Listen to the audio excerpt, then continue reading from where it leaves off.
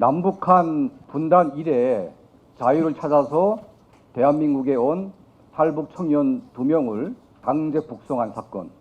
이 사건은 정말 모든 사건을 통틀어서 우리에게 엄청난 충격을 주었고 이 자체야말로 반인륜 범죄가 아닐까 생각이 듭니다.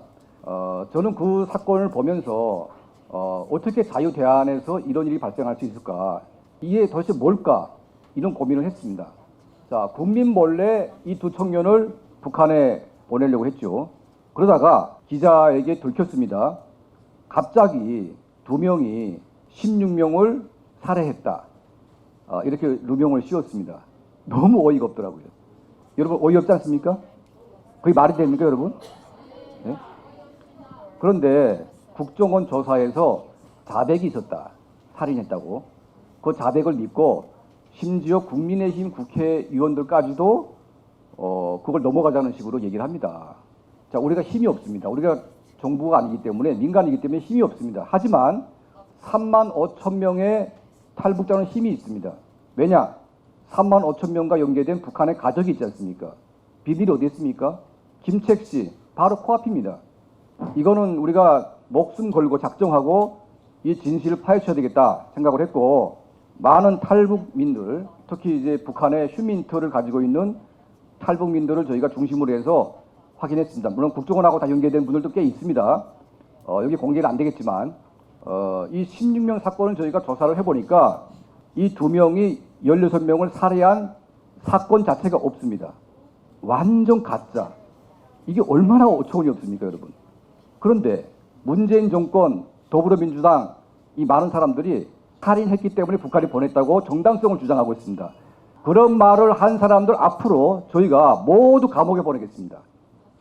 여러분, 우리 3만 5천 명 탈북민들이 한국에 오면 국정원 조사받지요? 북한에서 농사 짓고 오신 분들이 있습니다. 그게 뭐 나쁜 건 아닙니다. 그러니까 내가 북한의 정보가 아무것도 없다고 할지라도 일주일이라고 하는 기본 조사가 있습니다. 그리고 보통 탈북민은 15일 이상 조사를 받습니다. 정보 가치가 있는 사람들은 최소한 한 달 내지 3개월 조사를 받고 나서야 이 사람에 대한 모든 정보를 확인할 수 있습니다. 그런데 문재인 정권이 11월 2일 날에 끌고 와가지고 11월 3일 날에 강제 조사라는 걸 해가지고 12월 4일 날 아침에 청와대 회의에서 2명을 북한에 보내기로 결정을 했습니다. 그러니까 조사를 하루도 안 했어요. 배 타고 오는데 그 멀미 나고 얼마나 힘들었겠습니까? 이런 사람을 데려다가 밥 먹이고 치료하고 그렇게 며칠 동안 해주고 나서 조사하는 게 인간의 도리가 아닙니까, 여러분? 네? 근데 바로 끌어와가지고 그날로 조져가지고 조사했다는 게 살인 자백을 받았다는 거예요. 네? 그리고 11월 4일 날에 북한에 통보하니까 북한이 받겠다고 5일 날에 연락이 왔습니다. 그래서 11월 7일 날에 북한에 보냈는데, 문재인 정권이 대한민국을 한때 통치를 했습니다. 이 정부가 한 말들이 과연 신뢰도가 있냐, 저희는 믿어왔습니다. 지금까지 믿어왔습니다. 그런데 문재인 정권 치하에서 너무나 많은 거짓말들이 있었어요.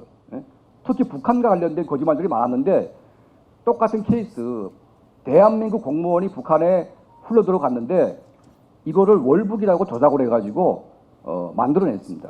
다행히도 형 되시는 분이 자기 동생이니까 목숨 걸고 이걸 밝혀내가지고 조작임을 알아내고 있는데, 북한에 끌려간 이 2 청년은 누구도 없어요. 저희가 부모가 돼야 되지 않겠습니까? 그냥 끌려간 것도 억울한데 16명 살인자라고 하는 끔찍한 누명을 씌워가지고 북한에 보냈습니다. 이 야만적인 거짓말을 한 자들, 김정은보다 더 악질적인 인간들, 우리는 이 자들을 용서할 수가 없습니다. 끝까지 진실을 파헤쳐가지고 여기에 연관된 모든 사람들을 법의 심판대에 세우겠습니다. 감사합니다.